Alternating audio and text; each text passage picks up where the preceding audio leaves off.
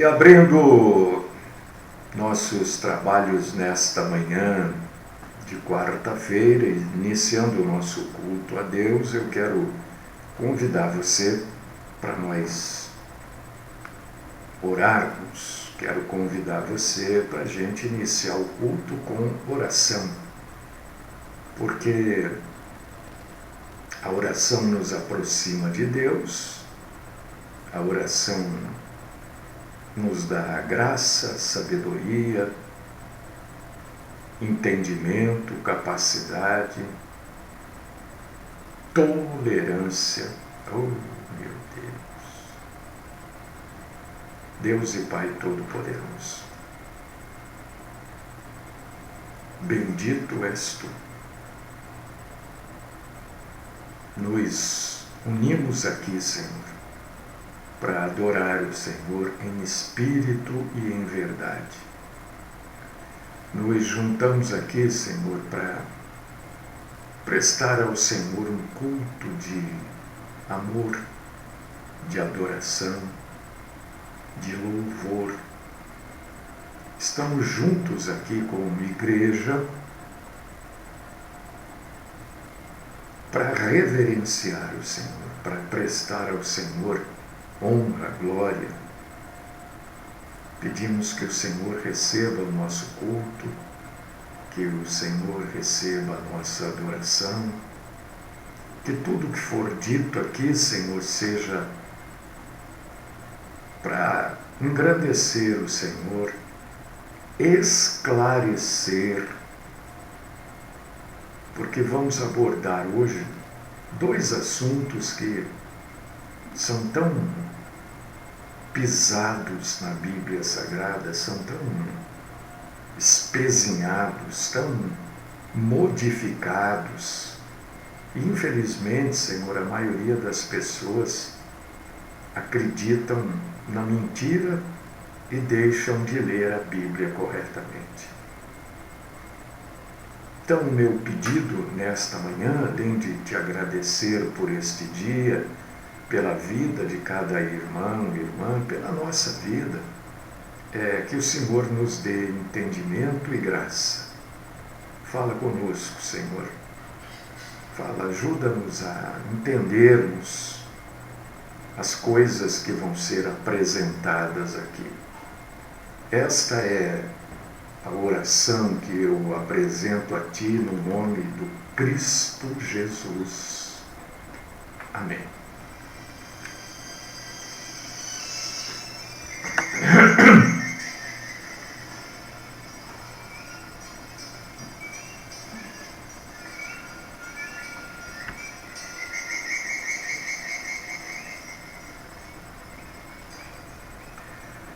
Bom, eu quero trazer dois assuntos hoje para que você, irmão e irmã em Cristo, entenda melhor a Bíblia Sagrada e não seja enganado, que você não se permita, porque tem coisas que a gente permite na nossa vida. Você já pensou nisso? Que às vezes você está passando por determinada situação porque você é uma pessoa permissiva. O que é uma pessoa permissiva?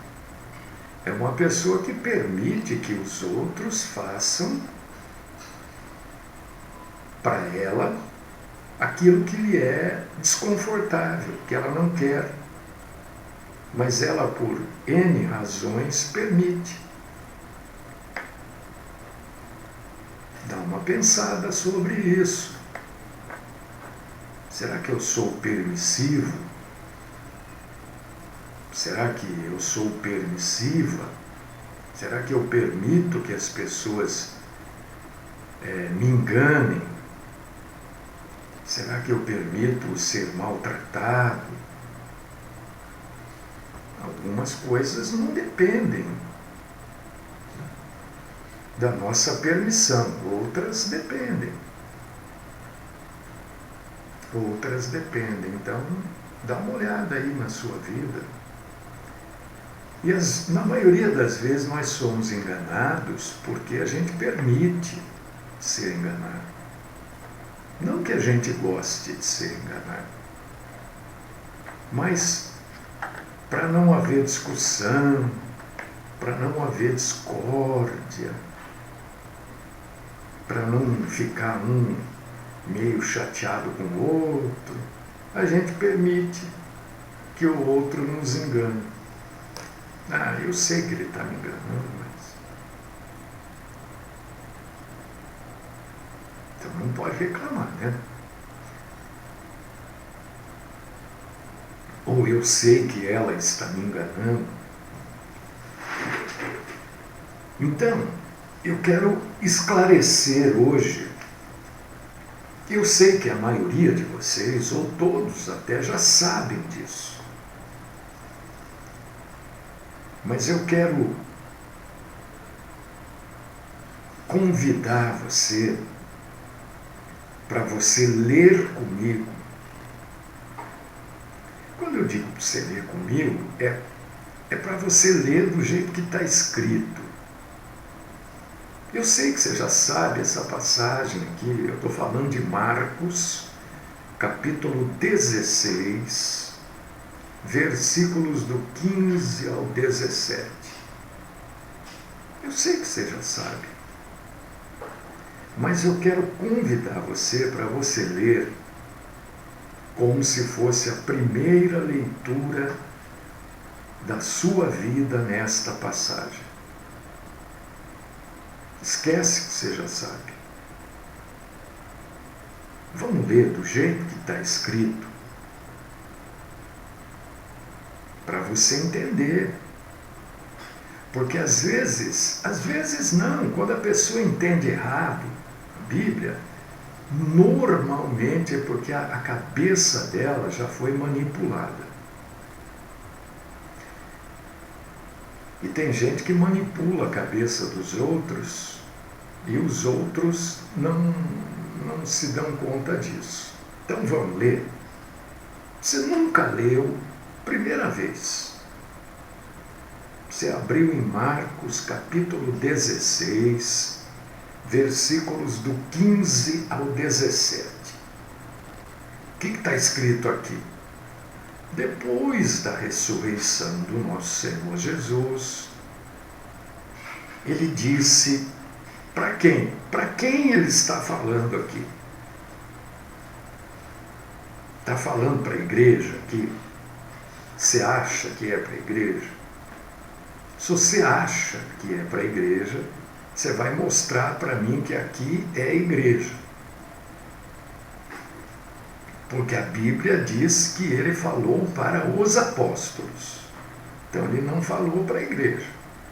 Ele estava falando para os apóstolos. Jesus disse aos apóstolos: ide por todo o mundo e pregai o Evangelho a toda criatura. Quem acreditar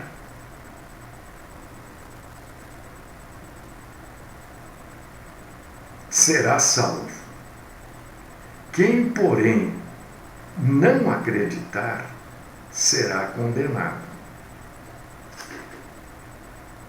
Está esclarecendo. Estes sinais hão de acompanhar aqueles que acreditam. Com quem ele fala? Com os apóstolos. Ele está falando, olha, aqueles que acreditarem no que eu estou falando, os sinais estarão sobre eles, sobre quem acreditar. Quais sinais? Em meu nome expelirão demônios, falarão novas línguas, pegarão em serpentes, E se beberem alguma coisa mortífera, não lhes fará mal. E se impuserem as mãos sobre os enfermos, serão curados. É isso que eu falei ou não? Você tem todo o direito de falar, não, não é, mas só me mostra, por favor. Porque isso aqui está sendo dito para os apóstolos, não é para a igreja, não é para todo cristão, é para que os apóstolos fizessem isso em todo cristão, que eles pregassem a palavra, que eles levassem ao entendimento e à posterior conversão. Algumas pessoas entendem e convence outras de que esse entendimento delas é correto, de que esse versículo 17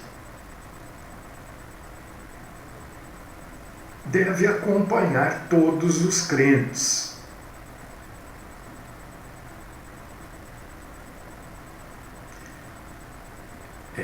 Eu já ouvi pessoas falando, por exemplo, e questionando a salvação de alguém,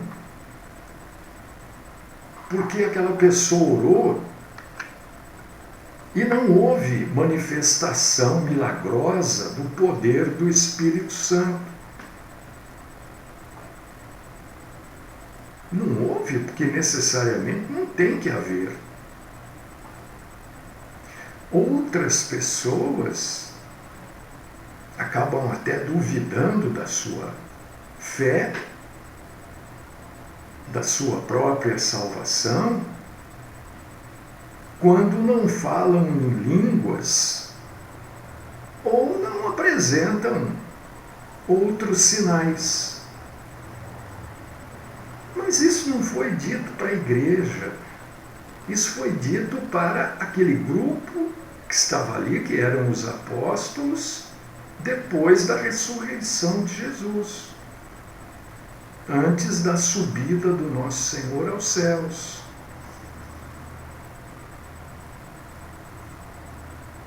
Jesus é muito claro aqui, irmãos e irmãs. Jesus prometeu que os sinais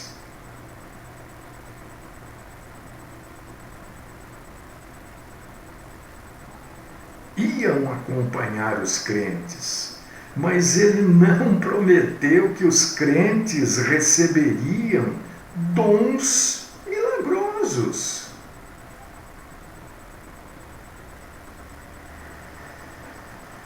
Não é todo crente que vai fazer milagre, porque o milagre, na verdade, não é a pessoa que faz.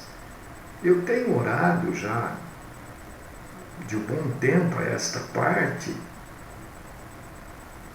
por algumas pessoas. Eu tenho pedido. Agora, eu não sou milagreiro. Homem nenhum é. Quem faz o milagre, eu tenho esta plena consciência de que quem faz o milagre é Deus. Não sou eu. Se porventura a pessoa para quem eu estou orando for curada, não há mérito meu nenhum nisso. Nenhum. Ele tem unção. Para de bobagem. Quem fez o milagre? Deus. Mas Deus usou aquele pastor. Não, Deus usa o que Ele quiser. Né? Tem uma passagem bíblica que diz assim, que das pedras Deus pode levantar filhos. Ele se refere a Israel, né? Os filhos de Israel ali. Mas eu estou falando isso para mostrar para você que Deus é o Deus dos impossíveis, não sou eu. Eu não sou Deus, eu sou um homem comedor de arroz e feijão, com todos os defeitos e falhas de um ser humano. Eu sou um homem que sonha à noite.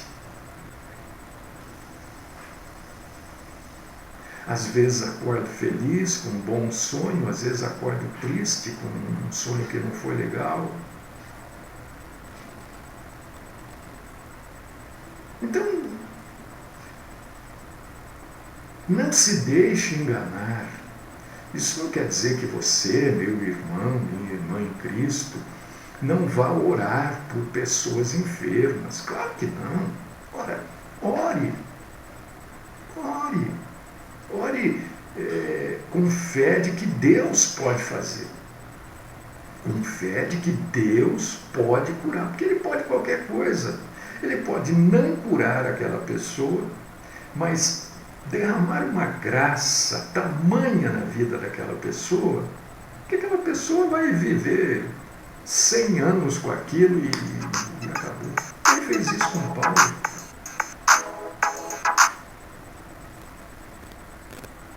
Nós não sabemos, e ninguém sabe, qual o espinho na carne que Paulo tinha. Ninguém sabe. Eu posso dizer que é isso, que é aquilo, mas a Bíblia não diz, então a gente não sabe. Paulo viveu com o espinho na carne. Graça.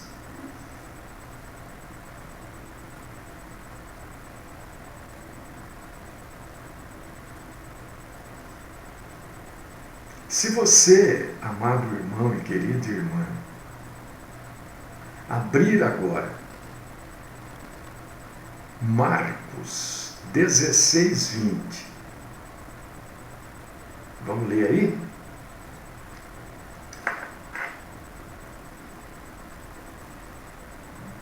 E eles quem? Os apóstolos com quem Jesus estava falando. Tendo partido, é uma sequência do que nós havíamos lido. E eles, os apóstolos, tendo partido, pregaram em toda parte, cooperando com eles o Senhor e confirmando a palavra por meio de sinais que se seguiam. A promessa foi cumprida aqui. A promessa de Marcos 16, 15 ao 17, foi cumprida aqui no 15, 20.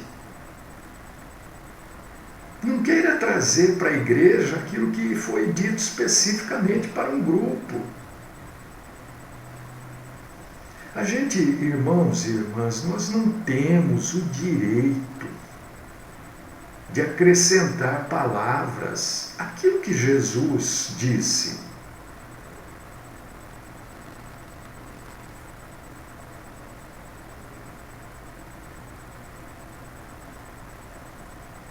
Não é hoje para a gente pegar numa cobra e não levar mordida, e se a cobra morder, não fazer mal para a gente. Isso não é para hoje.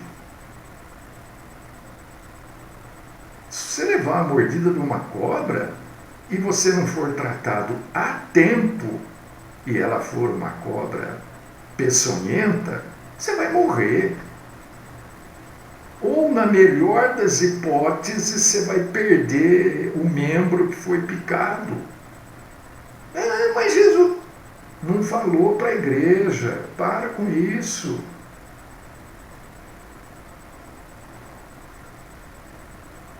Para. Mas o pastor, ele falou o que não está escrito na Bíblia. Ele falou o entendimento dele. Agora, o entendimento, a Bíblia não é de particular interpretação. Isso diz o apóstolo Pedro, acho que na segunda carta. A Bíblia não é de particular interpretação. Não posso entender do meu jeito e sair falando para você. Eu tenho que falar para você, não do jeito que eu entendi, mas do jeito que foi escrito.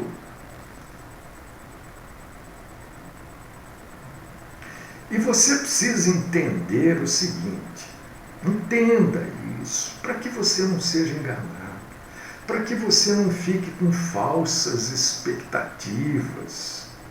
Isso não quer dizer, de maneira nenhuma, que Deus não cura. Claro que cura, é óbvio que cura. O problema são as pessoas que prometem cura. Porque não sou eu e nem ninguém que cura, é Deus que cura. Então eu não posso prometer uma noite de cura, um culto de cura, eu não posso. Porque eu não sei quem vai, eu não sei qual o plano de Deus na vida daquelas pessoas. Eu também não sei porque elas estão doentes. Se a gente lê Coríntios 11, versículos 26, 27 e 28, se não me falha a memória, tem gente que fica doente porque toma ceia de maneira indigna. E aí? Está vendo? Porque eu não posso fazer essas noites de cura, não sei o que de cura, isso tudo é mentira. E você não pode se esquecer, queridíssimo irmão e irmã, eu não estou aqui trazendo desolação para você, muito pelo contrário, estou dizendo, Deus é o único que pode te curar. E Ele cura, até hoje. Mas mesmo na época dos apóstolos, Jesus falou, Marcos 15, 16 e 17, Jesus fala para os apóstolos. Mesmo na época dos apóstolos, nem todos eles curaram. Nem todos os apóstolos curaram.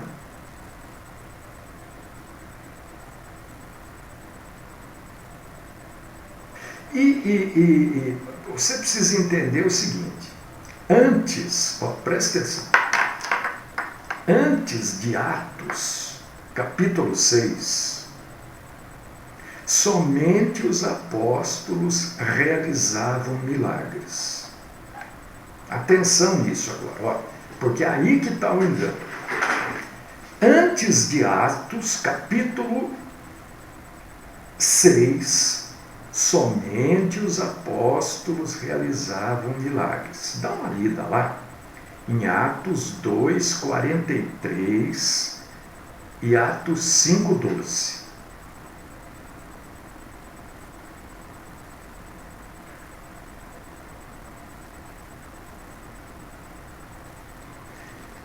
As pessoas que eram,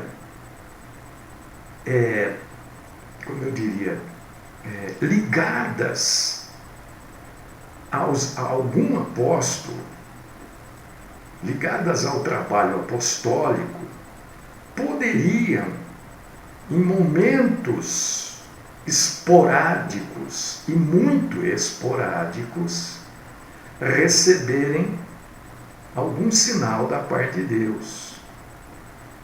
Isso você lê também na Bíblia. Só que não sou eu que estou falando. Isso tudo que eu estou falando, estou dizendo que você vai lá e lê, para você concordar ou discordar de mim. Lê 2 Coríntios 12, 12 e Hebreus capítulo 2, versículo 3 e 4. E Paulo mostra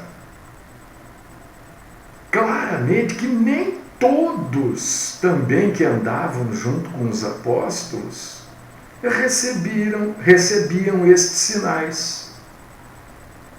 Era de maneira esporádica. O cara não é, o sujeito não é dono do dom. Ele não é dono daquilo que por obra de Deus aconteceu. E Paulo fala sobre isso. 1 Coríntios, capítulo 12, versículos 28 e 30.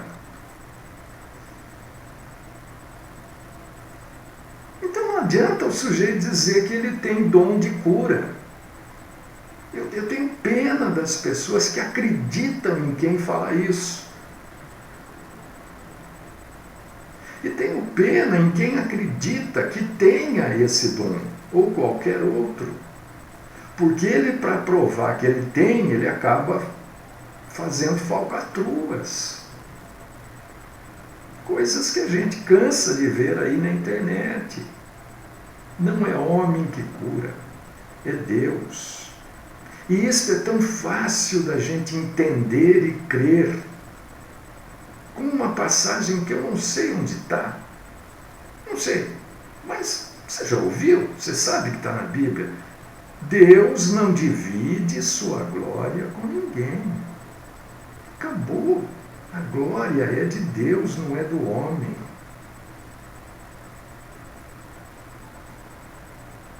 Quem acredita que tem dom de cura, dom disso, dom daquilo, é claro que rapidamente ele vai ver que ele não tem.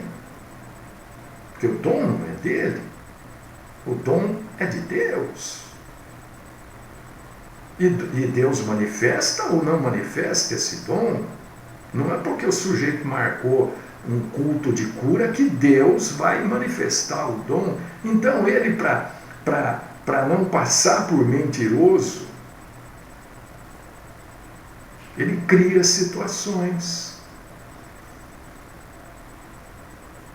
Deus cura? Claro que cura. É óbvio que cura. Todos, não. É quem ele quer, não é quem o pastor. Eu estou dizendo, eu oro. Tem pessoas que já, um deles já, desde o ano passado, eu acho, tem orado. Mas eu sei bem a situação daquela pessoa. Outras pessoas são mais recentes, eu tenho orado, tenho pedido para Deus agir nessas vidas. Agora, eu não posso dizer, Senhor, haja assim, faça aquilo. Deus sabe qual a maneira correta, melhor. E Deus sabe tudo. Eu não sei nada. Sei nada. Quanto mais eu aprendo, dia a dia um pouquinho, eu vejo como eu não sabia. Outra coisa que impressiona as pessoas ficam impressionadas. Eu acho isso uma bobagem. Mas, sabe o que é uma coisa assim, uma bobagem? Uma coisa sem sentido, sem... Não é... É uma coisa que não acrescenta nada. E as pessoas valorizam. Quem valoriza? Normalmente é quem não lê a Bíblia, não entende a Bíblia. É quem corre atrás, né, de sinais, de maravilha. Aí a pessoa vê um monte de armação mesmo, porque ela corre atrás disso. Então, outra coisa que eu acho uma grande bobagem, sinceramente, porque eu não vejo e se você vê, por favor, diga para mim, olha, eu vejo isso, mas escreve ou grave um áudio para eu poder... Porque eu não vejo esse tal de dom de línguas aí. Isso é uma bobagem. Isso é uma bobagem. Que língua você fala? Qual o seu idioma? Você não fala português? Você já pensou se eu estivesse falando um idioma qualquer aqui? Sei lá. O inglês, vai. Você iria entender o culto? Se eu tivesse falado tudo que eu falei aqui agora, mas eu tivesse falado em inglês, você iria entender? Não. Para que serviria eu ter feito um culto em inglês? Mas eu estou falando para você, que é meu irmão. Você fala português, eu também. Por que eu vou falar numa língua que você não entende?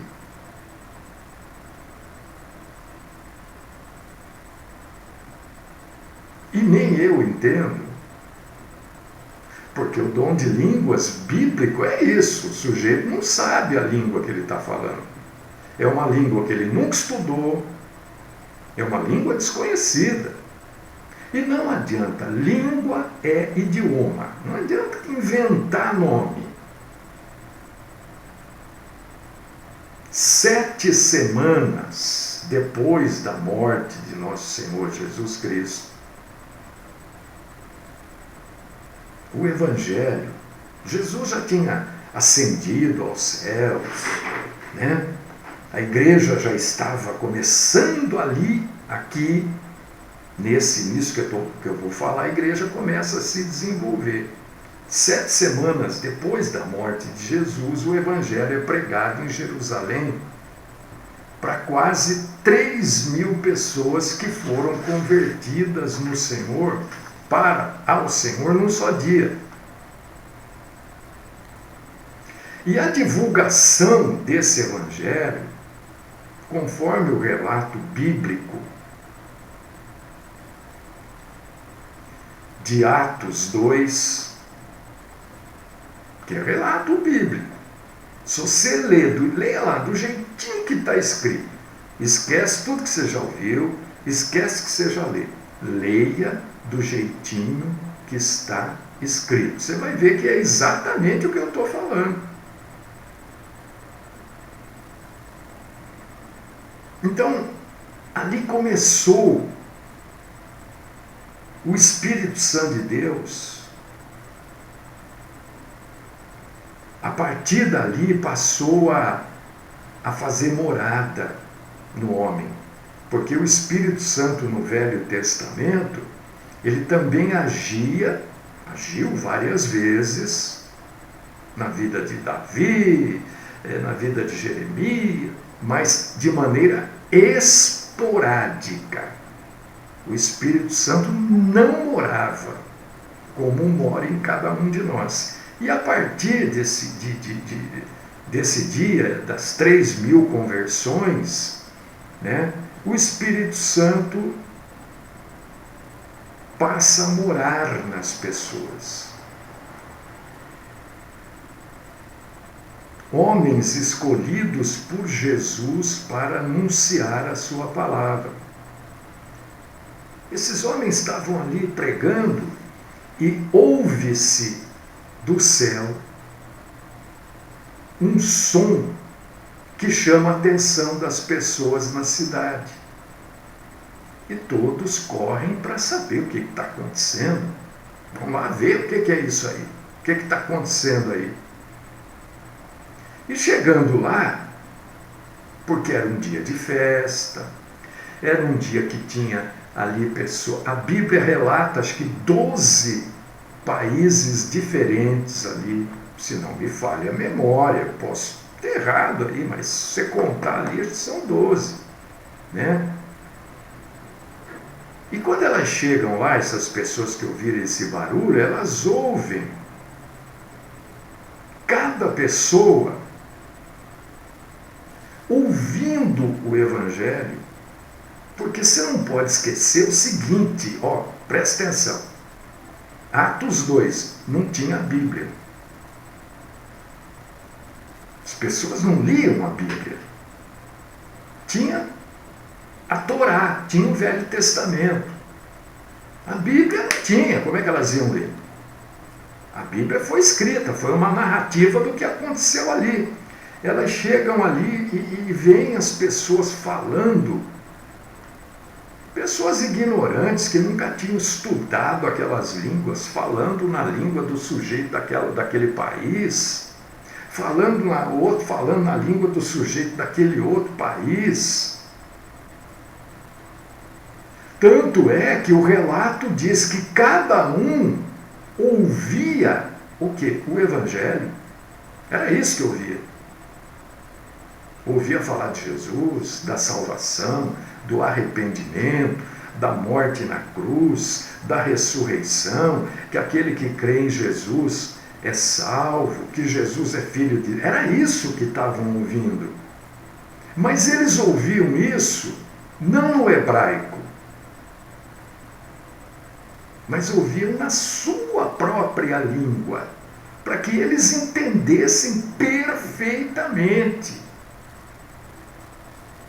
E entendendo perfeitamente, eles pudessem crer em Jesus.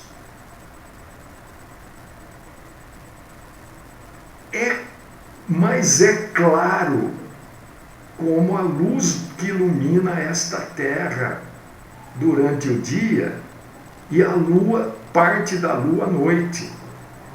aqui no nosso sistema. Não tem língua espiritual, não tem nada disso. É língua humana. É idioma humano. Está lá em Atos 2, capítulo 2, versículos do 6 ao 8.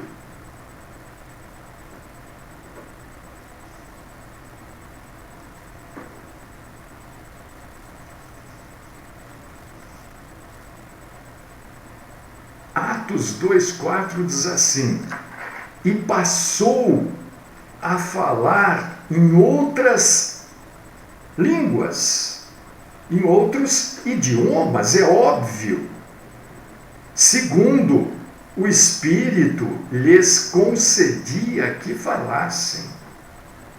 Não era o sujeito que escolhia, agora eu vou falar em tal língua aqui, né? Eu conheci um tempo atrás uma senhora que disse que tinha o dom de línguas e ela falava em... Aquilo era portunhol. Eu falei, mas espera um pouquinho. Por que a senhora está falando assim? Se a senhora falar em português, eu vou entender. Se a senhora falar em espanhol, eu vou entender. As pessoas que estão aqui estão se confundindo, na verdade, com esse teu sotaque aí. Ah, mas não é dom de Deus. Não é dom de Deus, porque Deus não vai trazer uma língua que a pessoa não entenda. Todo mundo aqui só fala português. Nós estávamos numa casa de repouso, as pessoas eram mais idosas, né? Estava atrapalhando, na verdade.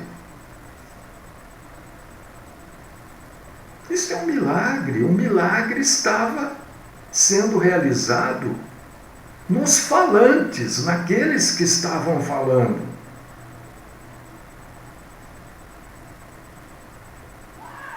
Hoje, não, porque é língua dos anjos. É a questão que há anos eu coloco isso em pauta, todas as vezes que eu abordo este assunto. Língua dos anjos. Todas as vezes na Bíblia Sagrada que um anjo apareceu para um homem, ele falou na língua daquele homem para quem ele apareceu. Então, Paulo usou, obviamente, uma licença poética ali, língua dos anjos. Qual que é a língua? Estou falando a língua dos anjos. Como é que você sabe? Se todas as vezes que o anjo apareceu para alguém, falou na língua da pessoa. Você está usando um termo, tem um nome em português, isso que eu não consigo lembrar, né? Para se justificar, você está sendo mais ignorante do que você já é ainda. E o milagre que Deus realiza ali, na festa de Pentecostes, que a festa de Pentecostes é uma festa judaica, não é da igreja apostólica, não é da igreja evangélica. É uma festa, igreja pentecostal, igreja da festa dos 50 dias depois da Páscoa. Então você vê que aí já começa o erro. O milagre não foi para impressionar ninguém. Tem gente que usa o dom de línguas para se colocar numa prateleira como crente de primeira classe, porque para eles o sujeito é crente quando ele é, entre aspas, batizado com o Espírito Santo. É um só batismo. Não é o batismo nas águas, depois o batismo do Espírito Santo. E aí? Não, mas o batismo... Não, mas a Bíblia diz, acho que em Timóteo, ou Efésios, não tenho certeza aqui, que é um só batismo, um só Senhor. Não tem dois batismos. E este milagre não foi para impressionar ninguém, como as pessoas querem fazer. Aquela pessoa tem o dom de línguas. Ou ele é crente de primeira classe, está na prateleira de cima. O milagre não foi para impressionar ninguém. O milagre foi para que aquelas pessoas pudessem entender perfeitamente a proclamação das grandezas do nosso Senhor. E confirmava aquilo que aquelas pessoas falavam na língua nativa de quem estava ali. Obrigado, Edgar. Né? Era para engrandecer a Deus. Esse foi o milagre. Esse foi o propósito do dom de línguas. Está lá em Marcos 16, 20, Hebreus 2, 3 e 4, 2 Coríntios 12, 12, é só você ler a Bíblia. Olha lá, um só Deus, obrigado Edgar de novo, Efésios 4, 5, um só batismo. Então esse negócio de batismo com o Espírito Santo é invenção do homem. Porque Efésios 4, 5 diz que é um só batismo.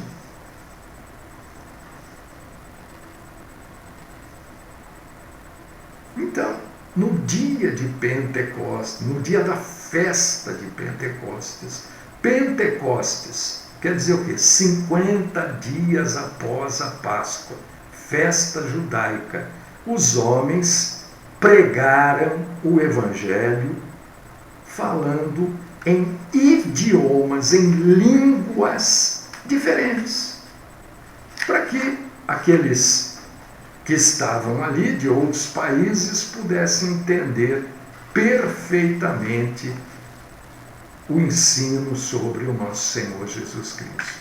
É isso, irmãos. É isso. Deus faz milagre? Claro que faz. Dom de línguas hoje só se tiver ali um bando de estrangeiro e você tem que falar na língua deles. Para que eles entendam, é isso que é dom de línguas. Não é essa papagaiada que a gente ouve por aí até hoje. E tem gente que se impressiona.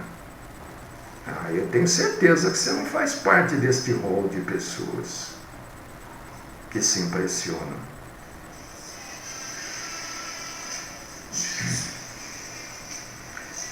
Deus querido, Pai Todo-Poderoso,